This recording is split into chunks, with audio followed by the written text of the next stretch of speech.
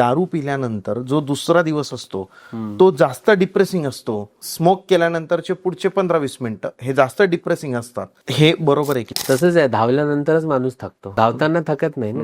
कसं आहे की तुम्ही कुठलीही गोष्ट, मग ते व्यसन असू द्या की कुठल्याही गोष्टीला जेव्हा तुम्ही करत असता, त्यातून जात असता, तुम्हाला त्याचं रिअलायझेशन होत नसतं. कारण की मग ते सिगरेट असू द्या, दारू असू द्या, व्यसन असू द्या, कुठलेही व्यसन घ्या, ती करत असताना तुम्ही त्याच्या हाय मध्ये असता.